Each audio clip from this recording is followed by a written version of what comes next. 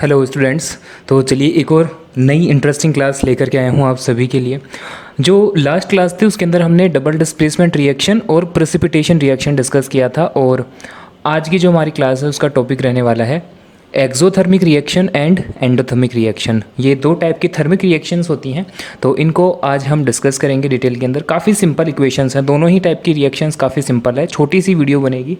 देखिए स्टार्ट करते हैं सबसे पहले हम एक्सोथर्मिक रिएक्शन से। ठीक है कि एक्सोथर्मिक रिएक्शन क्या होती है। इनका सिंपल सा मतलब समझो कि ये एक ऐसी रिएक्शन जिसके अंदर आपका एनर्जी जो है वो प्रोड्यूस होती है as a form of product. जो प्रोडक्ट है उसके तरफ आपका एनर्जी बनेगी। इसकी जनरल इक्वेशन से आप इसको समझोगे अच्छी तरीके से। जैसे मान लो कि हम जब भी किसी रिएक्शन को लिखते हैं तो हम एक तरफ रिएक्टेंट लिखते हैं, एक तरफ प्रोडक्ट लिखते हैं। जो लेफ्ट हैंड साइड है उस तरफ हम रिएक्टेंट लिखते हैं, ये सभी को पता ही है, और जो राइट हैंड साइड है उसकी तरफ हम लिखते हैं हमारे प्रोडक्ट को। अब एक्सोथर्मिक रिएक्शन के अंदर राइट हैंड साइड में प्रोडक्ट के साथ साथ में एनर्जी भी लिखी जाती है, और ऐसा इसलिए किया जाता है क्योंकि इसमें हम ये देखते हैं कि जब कोई रिएक्शन होती है तो एनर्जी लिबरेट होती है, एनर्जी जो है वो प्रोड्यूस होती है। अब अकॉर्डिंग टू द डेफिनेशन अगर मैं बताऊं आपको तो it is a chemical reaction in which energy is released. Energy is released in the form of heat and light. यहाँ है इसके डेफिनेशन का मतलब समझ गए होंगे आप, सिंपल वर्ड्स में लिखी हुई है कि इसमें आपको ये बता रहा है कि एक ऐसी केमिकल रिएक्शन है जिसके अंदर एनर्जी जो है वो रिलीज होती है। अब ध्यान देने वाली बात यह है कि ये जो एनर्जी रिलीज होगी ये मोस्ट ऑफ द केस में जितनी भी रिएक्शंस हमारे सिलेबस में हैं उन सब में ये या तो हीट की फॉर्म में रिलीज होगी या फिर आपका लाइट की फॉर्म में रिलीज होगी। ठीक है, अगर एक जनरल इक्वेशन से मैं इसको समझाना चाहूँ तो बर्निंग ऑफ कोल की बात अगर हम करते हैं, कोल का मतलब सिंपली कोयले से है, तो जब हम उसको बर्न करेंगे तो डेफिनेटली उसके अंदर साइंटिफिकली अगर देखा जाए तो कार्बन होगा। कार्बन जो है वो ऑक्सीजन की प्रेजेंस में बर्न होगा। ठीक है, अब बर्न होने के बाद में हमें एज अ प्रोडक्ट क्या मिलेगा, कार्बन डाइऑक्साइड गैस मिलेगी, जो कि सब जानते हैं। बट कार्बन डाइऑक्साइड गैस मिलने के साथ साथ में आप ये भी नोट करोगे कि जब कोल बर्न होता है तो हीट एनर्जी जनरेट करता है। ठीक है, और हीट एनर्जी के साथ साथ में जब कोल बर्न होता है तो वो ग्लो भी करता है। तो ग्लो करने का मतलब हो गया कि ग्लो, ठीक है, ग्लो करने का मतलब हो गया कि उसके अंदर से लाइट एनर्जी भी इमिट हो रही है। तो हम ये देख रहे हैं कि बर्निंग ऑफ कोल के केस में जब कोल बर्न हो रहा है तो उसके साथ में हीट एनर्जी भी निकल रही है और लाइट एनर्जी भी प्रोड्यूस हो रही है। तो इसलिए हम ये बोलते हैं कि एक ऐसी रिएक्शन जिसमें एनर्जी बन रही है उनको हम कंसीडर करते हैं एक्सोथर्मिक रिएक्शन। आई होप कि बर्निंग ऑफ कोल से आपको समझ में आया होगा। तो अल्टीमेटली हमें ये दिख रहा है कि एनर्जी प्रोड्यूस हो रही है प्रोडक्ट साइड में, तो वो रिएक्शन कौन सी हो जाएगी, हमारी एक्सोथर्मिक रिएक्शन हो जाएगी। आई होप आपको समझ में आया होगा। कुछ और एग्जाम्पल्स यहाँ पर देखेंगे। Formation of ammonia.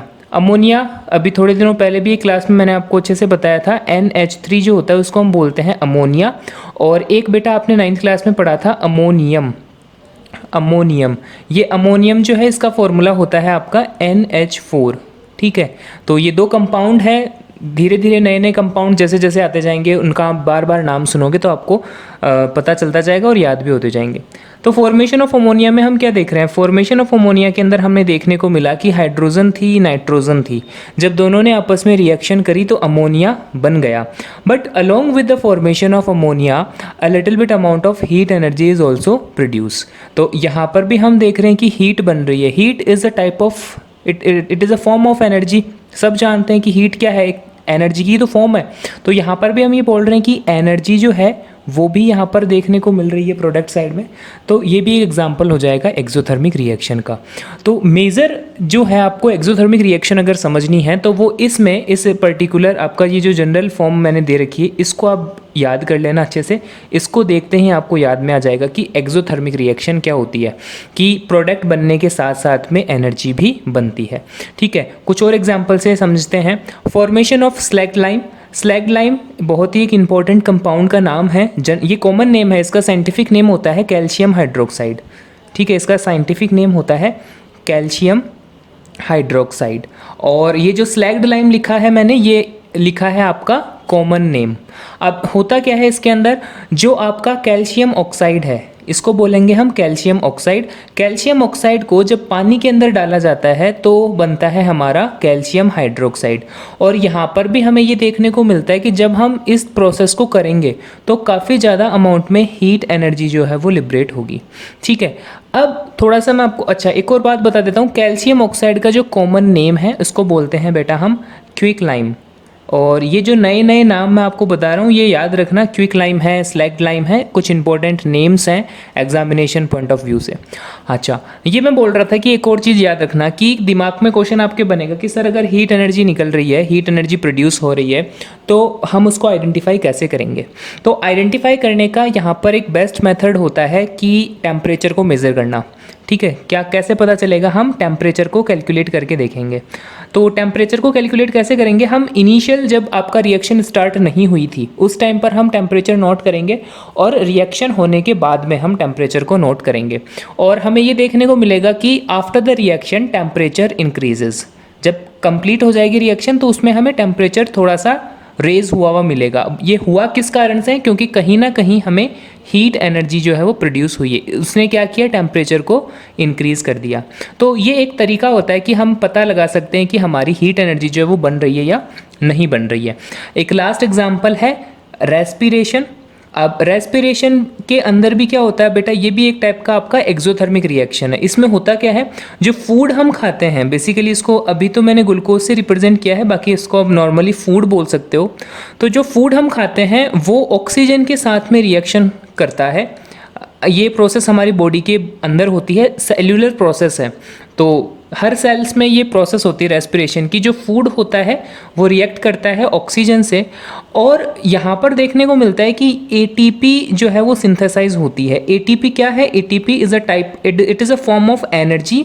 तो ये वो एनर्जी है जो हम अलग अलग काम को करने में यूज़ में लेंगे, जैसे पढ़ने में, खेलने में, चलने में, स्कूल से घर और घर से स्कूल आने जाने में, बातें करने में, है ना। इन सब के अंदर जो एनर्जी हम यूज़ में ले रहे हैं वो एनर्जी कहाँ से आई है, वो एनर्जी हमारी बॉडी ने बनाई है। और वो एनर्जी बनी कैसे है, वो एनर्जी बनी है जो फूड हमने खाया है और जो ऑक्सीजन हमने इनहेल की है, इन दोनों की रिएक्शन से बनी है एटीपी। और ये जो रेस्पिरेशन का ये जो पूरा टॉपिक है ये आपका लाइफ प्रोसेस बायोलॉजी का एक चैप्टर है, उसके अंदर हम एकदम डिटेल में पढ़ेंगे। अभी के लिए एक जनरल आप ये समझ लो कि ये जो मैंने रिएक्शन लिखी है ये रिएक्शन होती है बेटा रेस्पिरेशन की। और रेस्पिरेशन जो है वो एक टाइप का क्या है, आपका एक्सोथर्मिक प्रोसेस है। एटीपी यहाँ इंडिकेट करता है एडिनोसाइन ट्राइफॉस्फेट को, पर ये नाम अभी आपके काम का नहीं है, बायोलॉजी जब पढ़ेंगे तब इसको डिटेल में कवर कर लेंगे। ये था हमारा पूरा की पूरा एक्सोथर्मिक रिएक्शन के बारे में। आई होप कि अच्छे से समझ में आया है। अब हम स्टार्ट करते हैं एंडोथर्मिक रिएक्शन को। तो देखिए, एंडोथर्मिक रिएक्शन बेसिकली एक्सो का बिल्कुल उल्टा होता है। कैसे, इस रिएक्शन में हम ये मानते हैं कि जब रिएक्शन होगी तो उसके अंदर से एनर्जी रिलीज़ होने की बजाय एनर्जी एब्जॉर्ब होगी, यानी कि जो रिएक्शन चलेगी वो एनर्जी की डिमांड करेगा। According to the definition, it is a chemical reaction in which energy is absorbed during the reaction. यानी कि जब रिएक्शन हो रही होगी तो उसके अंदर एनर्जी रिलीज़ नहीं होगी, मतलब प्रोड्यूस नहीं होगी, वो एनर्जी को एब्जॉर्ब करेगा रिएक्शन। तो और इसकी जनरल फॉर्म कैसे बन जाएगी, फिर रिएक्टेंट वाली साइड में हम लिखेंगे एनर्जी को, because energy is absorbed during the reaction. ठीक है, तो रिएक्टेंट के साथ में आ जाएगी एनर्जी, और जब दोनों का कॉम्बिनेशन होगा तो बन जाएगा हमारा प्रोडक्ट। तो ये भी एक इंपॉर्टेंट जनरल इक्वेशन है जो आपको एंडोथर्मिक रिएक्शन के बारे में बहुत अच्छे से समझाएगी। अब इसके अगर कुछ एग्जांपल्स की हम बात करें तो इलेक्ट्रोलाइटिक डिकम्पोजिशन ऑफ वाटर, ये हमने पढ़ा था जब हम डिकम्पोजिशन रिएक्शन पढ़ते थे। तो वहाँ पर हमने देखा था कि किस तरीके से वाटर का मॉलिक्यूल जो होता है वो इलेक्ट्रिकल एनर्जी की प्रेजेंस में ब्रेक होकर के हाइड्रोजन और ऑक्सीजन गैस में स्प्लिट हो जाता है।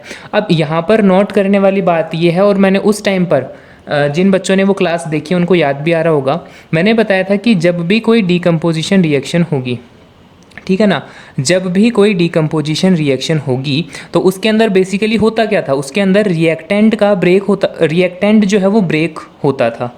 रिएक्टेंट का ब्रेकडाउन होता था, उसी को हम बोलते थे डिकम्पोजिशन रिएक्शन। और उसी टाइम पे मैंने ये बात बोली थी कि किसी भी चीज़ को अगर आप ब्रेक करना चाहते हो तो उस टाइम पे आपको एनर्जी की रिक्वायरमेंट होगी, आपको एनर्जी लगानी पड़ेगी, तब जा कर के वो चीज़ ब्रेक होगी।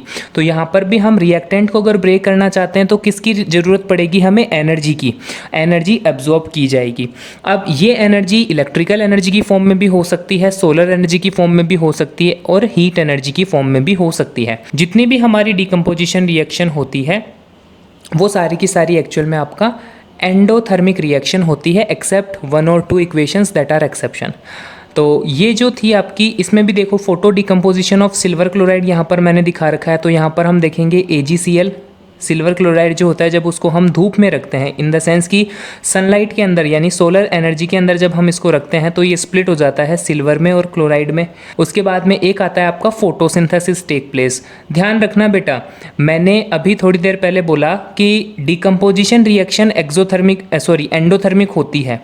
ये जो रिएक्शन का एग्जाम्पल मैं लिखा हूँ ये आपका डिकम्पोजिशन रिएक्शन नहीं है। फिर बोल रहा हूँ मैं, इसको डिकम्पोजिशन रिएक्शन मत समझ लेना, but photosynthesis is a type of endothermic reaction. ये एंडोथर्मिक रिएक्शन है, डिकम्पोजिशन नहीं है बट एंडोथर्मिक है।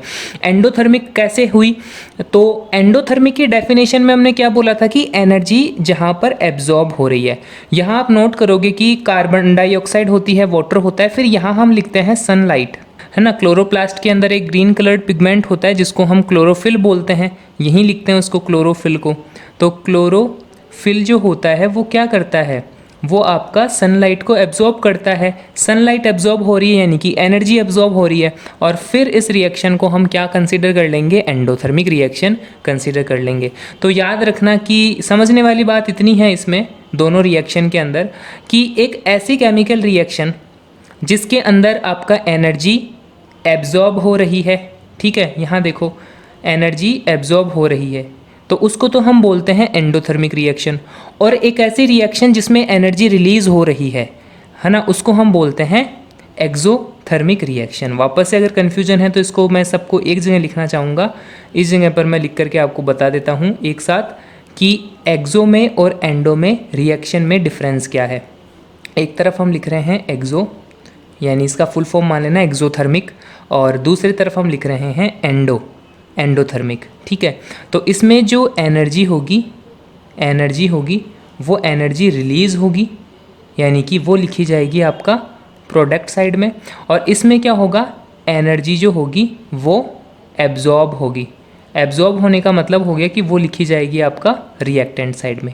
ये मेजर डिफरेंस दोनों के अंदर होता है। इस वीडियो के अंदर इतना ही। अगली क्लास में हम जितनी भी रिएक्शंस रह गई हैं एक बार चेक कर लेते हैं कि कौन कौन सी रह चुकी है। प्रेसिपिटेशन रिएक्शन मैंने आपको करवा दी थी लास्ट क्लास के अंदर। इसके बाद हमारी एक मात्र रिएक्शन बची है जिसको हम बोलते हैं रेडॉक्स रिएक्शन। अगर इसको मैं खोल करके देखूं तो इसमें दो रिएक्शंस होती हैं, एक होती है आपका ऑक्सीडेशन रिएक्शन और एक होती है आपका रिडक्शन रिएक्शन।